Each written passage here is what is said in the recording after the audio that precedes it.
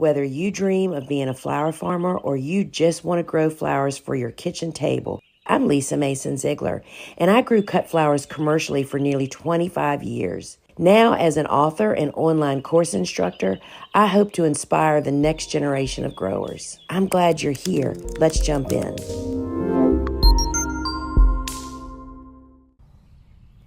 And the plot thickens, my friends. So look how gorgeous this direct seeded bed is. We're on day 8, and since we direct seeded, and I have to tell you that I'm highly impressed. Even the celosias, this is Kurumi, I think on this side, coxcomb, and this is the pampas plume. Even those have had great success. And our zinnias, our cosmos, and our basil have all had success. However, I will offer that, because I started this very same garden inside in soil blocks. This garden takes much more attention. Has to be watered every day because it's hot and humid here now in the south, which is why they're growing so great, right? So I have to come out here every single morning and water, which has been, I believe, the real secret ingredient, as well as I followed the seed packet instructions where zinnias and cosmos got covered with soil, celosias and basils no cover with the soil, right? And then we went on to protect them with the insect netting, which I believe just allows more air circulation, but most importantly, it has protected our seedlings. I'm planning on leaving this insect netting up as long as possible, because when they're still this young, they're very vulnerable. If a squirrel came out here and dug around and uprooted some, by the time I found them, they'd be history, right, the next morning. So the garden is coming along, and I am very impressed that all of these warm season tender annuals were direct sown. We had germination in about 36 hours, and they just take more care. For instance, if this is in a raised bed, incredible, nice soil, correct? If this is out in a garden bed where the weed pressure is pretty amazing, in addition to watering every day, you would be cultivating to prevent weed seeds from taking your bed over. So it works. It's just more tending, and I think that's what most of us are on short order of having. So let's take a look at our seedlings that I'm starting indoors. So Team Transplant, we might be in a little trouble. So the transplants are coming along beautifully. Cosmos always get leggy indoors. I'm getting ready to move them outside.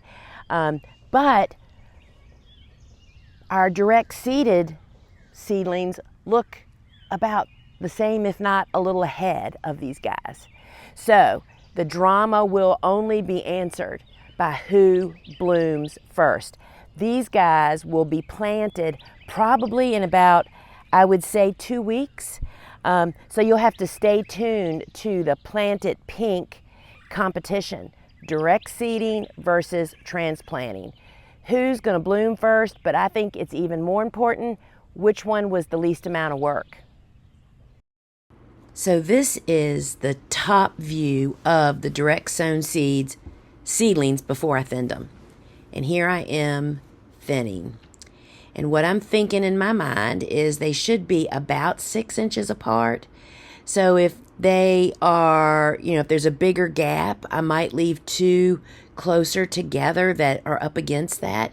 But I've learned through the years, you just got to exercise tough love and pull them out. And because you go on to produce more with a healthier plant that has adequate room to actually grow and branch and produce big flowers. And so this is one of the hardest parts for direct sowing for people. And so with zinnias, I am looking for about 6 inches apart. And you can see it just does not pay to leave those in there. And, I could have maybe not sown so heavily, but in my mind, I want a plant every 6 inches or so. I'd rather pull what I'm doing now than to have holes in my bed, y'all. And there it is, thinned. Not such an impressive sight anymore, right? But that's what it takes to grow a great cut flower garden that is actually thinned. Now let's plant our transplants. So again, I'm using the hand hoe to pull some troughs. And while you may think that that makes it obvious enough, I still use baking flour to just mark those spots before I start planting, because it's so easy to lose track, y'all. So these are my soil blocked transplants that were started at the same time that bed was direct sown, right? And so I'm following the very same plan. That is lemon basil that I'm planting there. And my goal is always to have some leftover plants, and those are the cosmos that are being planted. And then we move on to the zinnias, and now, see, this garden's being planted at the proper spacing. So there will be no thinning step for this, right? So there's 2 different shades of pink zinnias being put in, and spacing them out is really important for proper air. And so I went on to water. The celosia transplants weren't ready yet. And you can see that I just water in the troughs that I made with that little hand hoe, right? And that just keeps the water where I want it. And then I'm going to protect the entire bed with the insect netting, which, unlike row cover, insect netting allows in more light, more heat out, more light in. And stay tuned, friends, for part 3.